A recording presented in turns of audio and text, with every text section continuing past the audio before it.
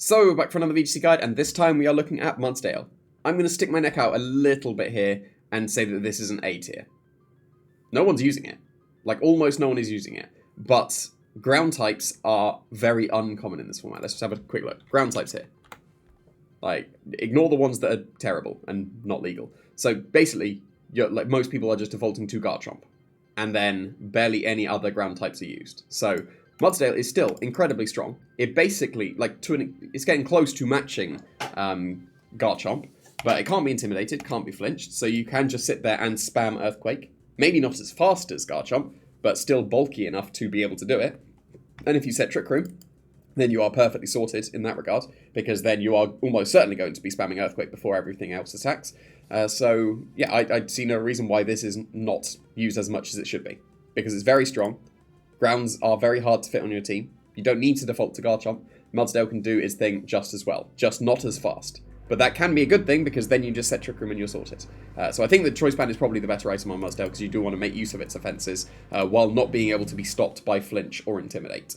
Because then you can just spam your high horsepower, spam your Earthquakes. It's very heavy, so Heavy Slam hurts. Like, it'll just body your Sylveon, and then you get the coverage of close combat as well, which will be really nice. Also, it gets a very good ability in Stamina. So if you're not caring about Intimidate or Flinches, then you can run Stamina.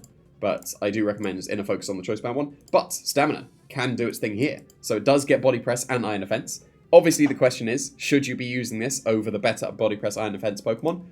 Who says they're better? Stamina gives you a boost into your defense, which boosts up your Body Press.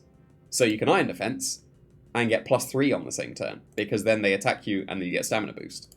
You get the coverage of high horsepower, you don't need to rely on Earthquake or Stomping Tantrum, like it's a reasonably powerful single target move. And then you get Resto Chesto, so that if you get up to +6, then they can't KO you, and it doesn't matter that you're asleep for a few turns if you've already used your Chesto Berry. Because if you've got +2, and then you Resto Chesto, now you're back to full health, and then they're going to struggle to hit you again, and then you get your Stamina boost because you're now +3 because they hit you, and so on, and it will snowball. Another nice thing that you can do with Mudsdale. People are beating up their own Annihilate with Mouse Hold. You can do exactly the same thing with Mudsdale. And then rather than just getting, oh, Rage Fist now Oko's everything, now nothing Oko's Mudsdale, because you are suddenly +4 on your defenses, and if you Iron Defense on the same turn, you are now +6, and how are you going to be KO'd? So this is basically like a Palisand strategy that you could go for, where you triple dive yourself with the Palisand, and that's perfectly viable as well, but more of a gimmick. But this strategy works outside of the gimmick. You don't need to have beaten up yourself for this strategy to work, because then you can still just Iron Defense and get your boosts. So this strategy seems entirely viable as well. It does have the potential to snowball out of control very quickly.